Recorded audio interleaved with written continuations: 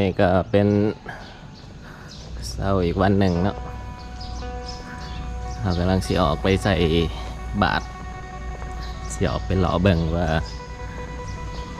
ไปมองนี่สิทันหรือเปล่าถ้าว่าทันก็ใส่บ่ทันก็บ่ใส่เนาะเดี๋ยวเราสิออกไปหล่อเบิ่งบรรยากาศอันเพิ่นใส่บาตรอยู่นครหลวงพระบางนะ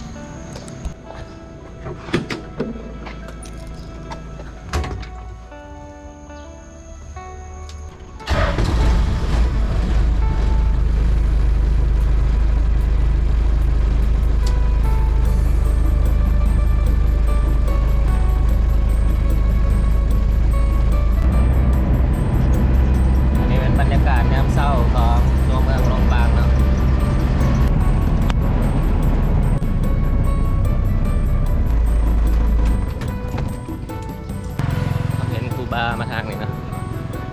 เดี๋ยวเราจะไปลองเลาะลัดเบิ่งเลยจะทันเนาะ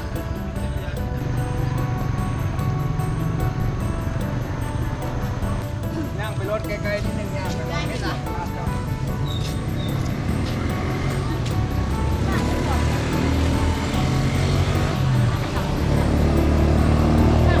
เขาถามนะคันใส่บาทนี่ไปใส่ได้อีกอย่างทันเนี่ย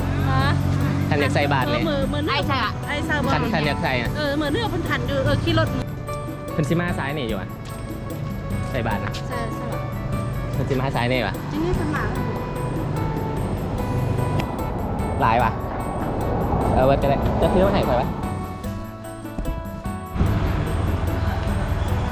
ตอนนี้เขากำลังนั่งรอถ่าครูบาเพิ่นกายมาเนาะเพราะว่าซ้ายนี่เพิ่นบ่ทันมาเขาก็เลยมานั่งรอถ่าให้เพิ่นมาสิเกียมใส่บาตรให้เพิ่นจะมาได้ใส่ฮะเสียงแมนมาได้เช้าพุ่น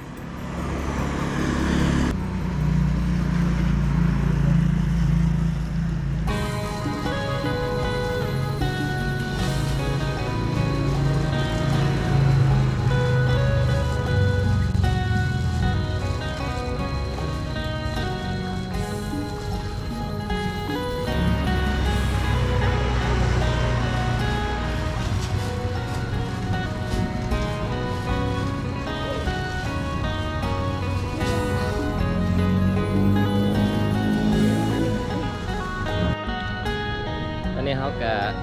ใส่บาตรแล้วเลยนะคิดว่าสิบทันใส่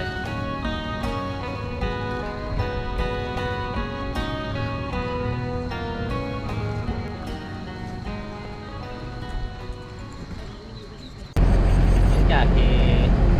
เขาใส่บาตรแล้วเขาก็สิพาเราเดินตัวเมืองหลวงพระบางในงานเศร้านะ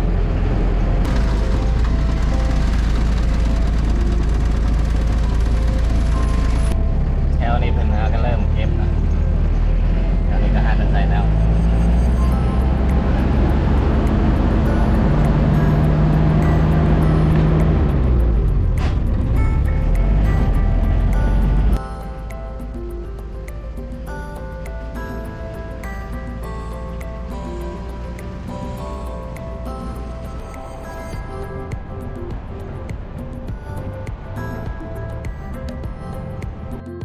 ตอนนี้เขาก็อยู่ตัวหน้าพระสว่า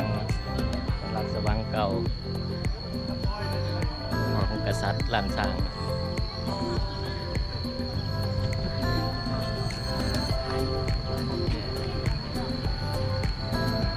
สว่างซึ่งกองกันข้ามกันนะแมนภูสีนะ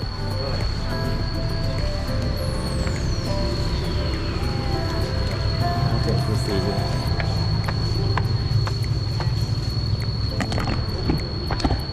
สำหรับภูสีนี่แมนคันไดนี่แมนจะมี328ขันทั้งหมดถ้าขึ้นไปฮอดจอมธาตุ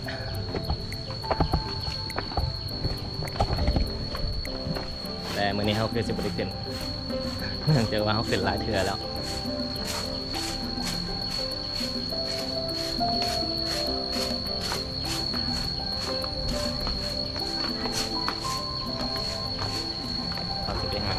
ข้าวสาร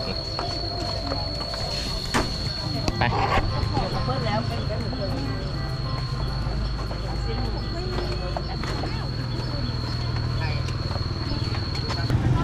าสิมากินข้าวเช้าอยู่ห้านประสานิยมนะมาเซ็กเบิ่งว่าพอสิมี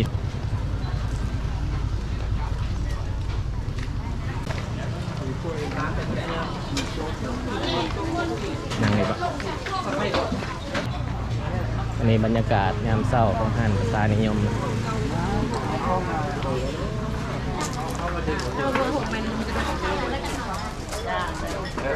ที่ต้องมวยบอกคอยใครต้องมวยต้องมวยต้องมวยเด้อ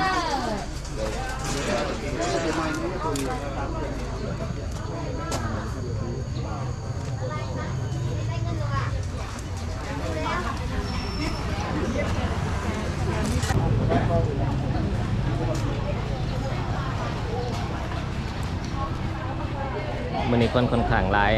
เนื่องจากว่าเป็นวันพักแน่คนก็เลยมาท่องเที่ยวหลาย